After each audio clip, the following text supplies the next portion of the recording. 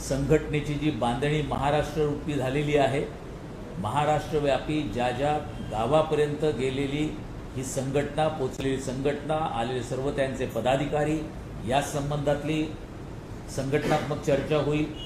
त्याच्यानंतर दुसरं सत्र आहे, हे काही राजकीय ठराव आहेत ज्या प्रत्येक पक्षाचं जेव्हा अशा पद्धतीचं राज्यस्तरीय अधिवेशन होतं त्यामध्ये काही राजकीय ठराव मांडले जातात।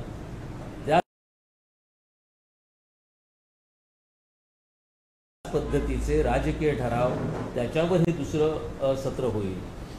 सत्र त्यामध्ये महानगरपालिकांची पण असेल, त्यामुळे हे निवडणुकांचं वर्ष आहे। तर निवडणुकांची तयारी पक्ष संघटनात्मक सर्व पदाधिकाऱ्यांच्या उपस्थितीमध्ये आपण काय केलेलं आहे, काय करायला पाहिजे, याच्यामध्ये मोलाचं मार्गदर्शन शिवसेनेचे सर्व ज्येष्ठ नेते आहेत ते पण त्याच्यातनं करणार आहेत पदाधिकाऱ्यांना। त्याच्यामुळे हे तिसरं सत्र निवडणुकांची तयारी या संदर्भातलं होईल आणि त्यानंतर याचा समारोप होईल। समारोप झाल्यानंतर संध्याकाळी याचं रूपांतर एक जाहीर सभेमध्ये होईल।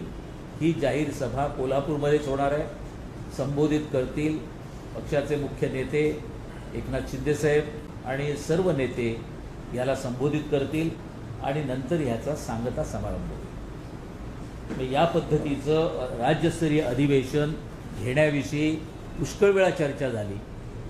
पदाधिकाऱ्यांकडून याची मागणी करण्यात येत होती वारंवार की आपण हे अधिवेशन घेण्याची गरज आहे। अधिवेशनाच्या प्रसंगात सर्व जिल्ह्याचे पदाधिकारी एकत्रित येतील, त्याबरोबर त्यांच्याबरोबर चर्चा होऊ शकेल।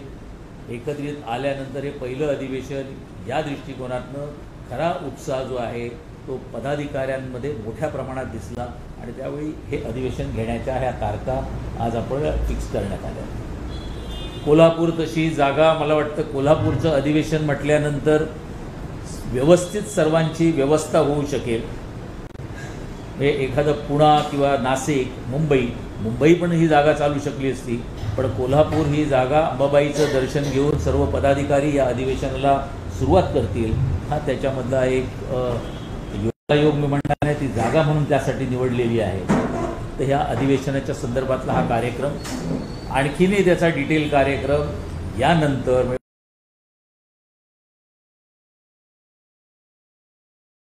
उद्याही त्याच्याविषयी कुठले राजकीय ठराव जे ठेवले जाण्याची शक्यता आहे। राजकीय ठराव मी आत्ताच सगळं तुम्हाला सांगणं आणि बोलणं बरोबर ठरणार नाही। मी त्याच्यासाठी आपण मीडियाच्या या माध्यमातून त्यांच्यासमोर देण्यापेक्षा त्याची उत्सुकता राहावी, ती पदाधिकाऱ्यांना कळावी। पदाधिकाऱ्यांची सजेशन्स त्याच्यातनं येतात, नेत्यांची सजेशन्स येतात, पण किंबहुना आपण पाहिलं असेल की प्रत्येक ठिकाणी कुठच्याही अधिवेशन जेव्हा होतं त्यामुळे एक पक्षाच्या संघटनात्मक बाबीवर किंवा देशामध्ये राज्यामध्ये विशेष घडलेल्या घटना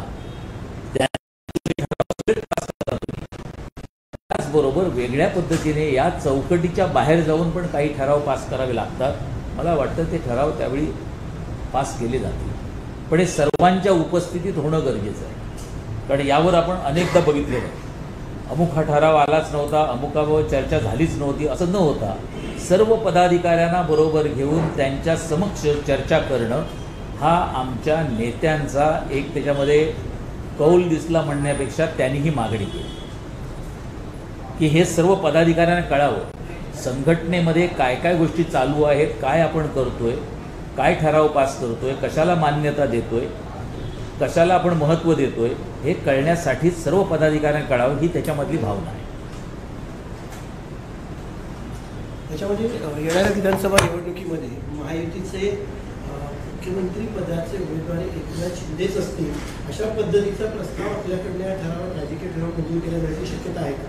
हे बघा, हे एकतर वारंवार उपमुख्यमंत्री देवेंद्र फडणवीसजींनी पण सांगितलं की महाराष्ट्रातल्या होणाऱ्या ह्या निवडणुका ज्या आहेत 2024 हे निवडणुकांच्या दृष्टीनं महत्त्वाचं वर्ष आहे, कारण सर्वच निवडणुका याच्यामध्ये येत आहेत। पण ते ह्या सर्व निवडणुका, ह्या युतीच्या असणाऱ्या सर्व निवडणुका ह्या एकनाथ शिंदे साहेबांच्याच नेतृत्वात घेण्यात येतील, हे याच्यापूर्वीच त्यांनी क्लिअर केलेलं आहे। म्हणजे त्यामध्ये भाजप असेल, शिवसेना असेल आणि त्याचबरोबर राष्ट्रवादी असेल. नेतृत्व करण्याची जबाबदारी ही शिंदेसाहेबांवर आहे आणि ती शिंदेसाहेब पार पाडणार आहेत. तिन्ही पक्षांना एकत्रित घेऊन त्याबाबत चर्चा करून ह्या निवडणुका केल्या जाणार आहेत. हे यापूर्वी अनेकदा त्यांनी सांगितले, आजही तीच भूमिका आहे. अशोक चव्हाण आज भाजपात सहभागी झालेले आहे. काय पहिला होईल, मजबूत होईल की स्पर्धा अजून वाढते? माजी मुख्यमंत्री अशोकराव चव्हाण हे आज भाजपामध्ये त्यांनी मगाशी प्रवेश केला. आपल्याच माध्यमातून आम्ही पाहिलं. पण अगदी मनापासून मी सांगेन, त्यांचं भाजपामध्ये म्हणजे काँग्रेस सोडून आल्यानंतर अशोकरावांचं एक सुसंस्कृत माणसाचं खरोखर त्याच्यामध्ये आम्ही अभिनंदन करायला पाहिजे, त्यांचं वेलकम करायला पाहिजे. कारण अशोकरावांचा एक इतिहास आहे. त्यांचे वडील पण मुख्यमंत्री होते, केंद्रामध्ये मंत्री राहिलेले आहेत, ते स्वतः 2 वेळा मुख्यमंत्री राहिलेले आहेत. त्यांचा प्रवास राजकीय फार मोठा आहे. त्याही म्हणजे त्यांच्या वडिलांपासूनचा इतिहास बघितला काँग्रेसचा, मग विचार येतो की पक्षाने काय दिलं आणि ह्यांनी काय केलं ह्याच्यावर मी जाणार नाही. पण राजकारणामध्ये एक सुसंस्कृत सुस्वभावाची एक व्यक्ती भाजपामध्ये आली, याविषयी आम्हाला खरोखर आनंद आहे. त्यांच्याबरोबर काम करताना आम्हाला खरोखरच आनंद मिळेल. कारण मी माझी एवढी वर्ष जी काही काम केलं आहे त्यामध्ये मी त्यांना बघितलेलं आहे काम करताना मागची 25-30 वर्ष. अशोक चव्हाणांनी कोणावरही हेतुपुरस्सर किंवा कोणावर राग द्वेष ठेवून काम केलं अशी कुठचीही घटना आजपर्यंत पाहिलेली नाही. काँग्रेसला धरती लागलेली आहे, त्यातून महायुतीमध्ये पक्ष प्रवेश होत आहे. बाबा सिद्दीकी राष्ट्रवादीमध्ये गेले, अशोक चव्हाण भाजपामध्ये गेले. आता तुमच्या शिवसेनेमध्ये कुठला काँग्रेसचा नेता येऊ शकतो? आत्ता आमच्याकडे मिलिंद देवराजी जे केंद्रामध्ये माजी मंत्री होते, खासदार होते, त्यांच्या वडिलांची कारकीर्द पण मोठी आहे मुंबईमध्ये आणि त्यांनी काम केलेलं आहे. मुरली देवरा यांचे ते चिरंजीव आहेत, त्यांनी आपल्या कामाचा ठसा उमटवलेला आहे आणि ते ज्यावेळी आमच्या पक्षामध्ये आले, याचा अर्थ काँग्रेसला गळती म्हणण्यापेक्षा अशोकरावांचे सहकारी आहे, जे माझ्याबरोबर मी पण मागे 12 वर्षामध्ये आमदार म्हणून विधान परिषदेला काम करताना होते, त्यांच्याशी माझी कालच चर्चा झाली. त्यांनी सांगितलेलं कारण तर एक वेगळं निघालं की त्याच्यामध्ये अशोकरावांची भूमिका ही आहे की मतदारांनी आम्हाला भरभरून दिलं. माझ्या वडिलांना निवडून असंख्य वेळा पाठवलं, मला पाठवलं आहे, पण मागची 10 वर्ष आम्ही विकासापासून माझे मतदार दूर राहू नयेत, माझ्या मतदारांचा पण फायदा व्हावा, माझ्या मतदारांना पण ह्या विकासामध्ये आणलं जावं, यासाठी आपण आपल्या मतदारांवर कुठचाही त्यांचा फायद्यापासून दूर न राहता, म्हणून मला विकासाची कामं जर पंतप्रधान मोदी साहेब करत असतील तर त्यांच्याबरोबर आम्ही येणं गरजेचं आहे. मग विकास पण आला आणि हिंदुत्व पण आलं आणि या दोन्ही घटना होत असतील तर त्याच्यामध्ये आपणही सहभागी व्हावं. कारण मी सहभागी झालो तर माझे मतदार त्याच्यात सहभागी होतील, हा एक दृष्टिकोन ठेवला. पण त्याचवेळी माझ्या मनात एक दुसरी पण गोष्ट आली. एक नेता माजी मुख्यमंत्री 2 वेळा राहिले, त्यांची भावना ही पॉझिटिव्ह आहे, हिंदुत्व पण आहे आणि विकास पण आहे आणि आम्हाला बरोबर आल्यानंतर आमच्याकडच्या लोकांना फायदा होईल, हा त्यांचाही हेतू दिसला. पण त्याचवेळी मला दुसरे उबाटाचे प्रमुख स्वतःला मुख्यमंत्री होण्यासाठी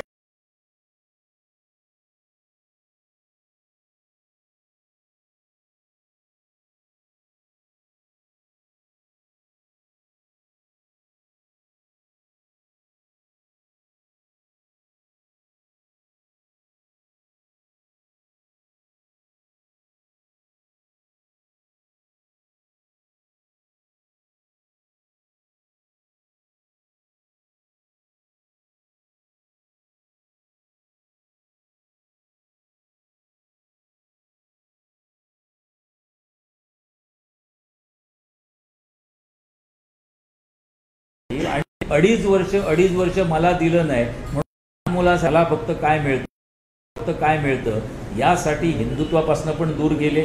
मी जे हिंदुत्व शिवसेना प्रमुखांनी भाजपाबरोबर त्यांच्याशी एकत्रित राहिले 25 वर्ष, ती युती सोडून ते निघून गेले फक्त स्वतःच्या फायद्यासाठी आणि युती सोडून ते निघून गेले फक्त स्वतःच्या फायद्यासाठी. आणि आज अशोकराव जे आले स्वतःचा फायदा दूर ठेवून ते फक्त लोकांसाठी म्हणून तिकडे आले. हा दोघांमधला फरक आहे. राज्यसभेसाठी तुमच्याकडून उमेदवार दिला जाईल.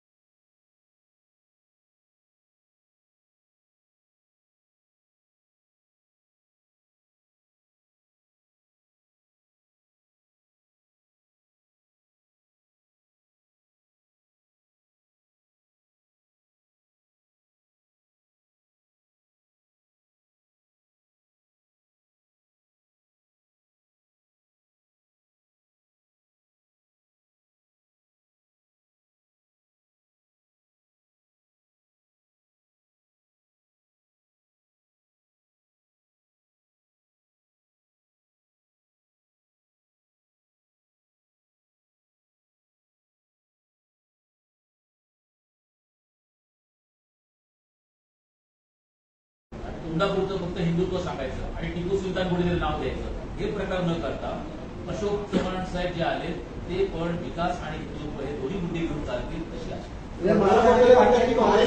काँग्रेसचा त्याच्यापुढे एकही नेता जाणार खरं वाटतं तुम्हाला? असं 3 महिन्यापूर्वी पण यांनी सर्वांनी असं सांगितलं होतं एकही नेता जाणार नाही आणि 3 गेले. म्हणजे पावडझन झाले आता महाराष्ट्रातले, डझनभर होतील असं अर्थ नाही. उद्या मनोज जरांगे पाटील यांनी महाराष्ट्र मंचचे हात दिलेले आहे, आरक्षणासाठी आपण न्याय दिलेला नाही आहे असं म्हणतात, काय कसं पाहते? आरक्षणाचा विषय आणि त्याच्यावर आयोग जे काम करतंय लवकरात लवकर काम करून आरक्षण द्यायचंय आणि ते पण टिकणारं आरक्षण द्यायचं आहे. त्यांना कुठेतरी भूलतापा देऊन आतापर्यंत ठेवलं तसं केलं जाणार नाही. टिकणारं आरक्षण मिळण्यासाठी वारंवार त्यांना मुख्यमंत्री महोदय सांगत आलेले आहेत, आमचे सर्व मंत्री महोदय सांगतात तुम्ही फक्त पेशन्स ठेवा आणि जे काम करा. ज्या पद्धतीने कामकाज चालू आहे आपल्या महाराष्ट्रामध्ये आत्ताची जी कामकाज करण्याची पद्धत त्यांनी जी प्रत्येकाची आयोगातर्फे नोंदी घेतल्या जात आहे त्याला थोडा कालावधी दिला पाहिजे. आरक्षण मिळणार याच्यावर एक बाब. अशोक चव्हाणांच्या मागे ईडी आणि तपास यंत्रणांचा ससेवेरा लावला म्हणून ते तिकडे गेले असं विजय वडेट्टीवार विरोधी पक्षनेते यांचं म्हणणं आहे. ते विरोधी पक्ष नेते असताना हे बोलणं त्यांचं साहजिक आहे. ते हे बोलल्याशिवाय ते विरोधी पक्ष नेते आहेत हे कळणार कसं? विरोधी पक्ष नेत्याचं काम ते करतायत आणि अशोक चव्हाणांनी आपली भूमिका तर मांडली. आजही ते म्हणाले मी जिकडे काम केलं मला कोणावर एक हे नाही आहे, राग नाही आहे, मी त्यांच्यावर काम केलं, सर्व सहकार्याने मला मदत केली. त्यातच मी म्हणालो की असं सुसंस्कृत व्यक्तिमत्व हे गरजेचं होतं. सरकार आणि विकासाची कामं करताना अशोकरावांचा नक्कीच फायदा होतो. सरकारच्या धोरणाविरोधात दिल्लीमध्ये शेतकऱ्यांकडून आंदोलन उभारलं जात आहे. महाराष्ट्रात सुद्धा असं प्रकारचं आंदोलन होऊ शकतं. राज्य सरकारमध्ये काही ठिकाणी असं आहे, मी मगाशीच म्हणालो हे वर्ष निवडणुकांचं निवडणुकांचं वर्ष असताना निवडणुकीला मुद्दा मिळण्यासाठी लोकांना भडकवण्यासाठी जिकडे 1 मिळालं नसेल तिकडे 100 मिळालं नाही हे सांगण्यासाठी असं काही नेतृत्व काम करत असतात. काही ग्रुप्स आहेत त्यांचा पण फायनान्स कुठं तरी दुसरीकडनं होत असतो की तुम्ही हे आंदोलन आता चिघळवलं पाहिजे, हे आंदोलन आताच का चिघळले. प्रत्येक वेळी तुम्हाला आंदोलन करताना आंदोलकांना भडकवण्याची जी ग्रुप तयार झालेली आहे ती वर्षानुवर्षीची प्रथा परंपरा आहे आणि ती त्यांनी चालू ठेवली. ते कधीही चांगल्या आणि पॉझिटिव्ह कामांमध्ये न आलेले आणि स्वतः नाराज असलेले, स्वतः खुश नसलेले त्या व्यक्तींचे उलाढाली चालू असतात. शरद पवारांनी मागणी केली आहे की राज्यसभेसाठी शाहू महाराजांना उमेदवारी द्यावी. शरद पवारांनी मागणी केली आहे शाहू महाराजांना कोल्हापूर राज्यसभेसाठी उमेदवारी द्यावी.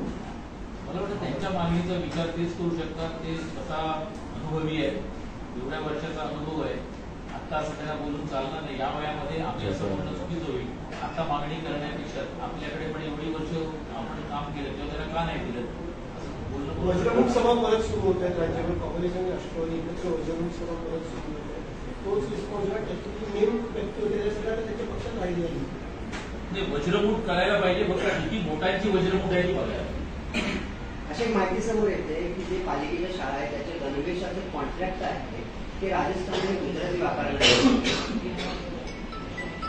याविषयीची माहिती आता मला सांगण्यासारखी नाहीये, पण याच्यावर आमचे मंत्री, शिक्षण मंत्री आपल्याला विस्तृतपणे सांगू शकतात.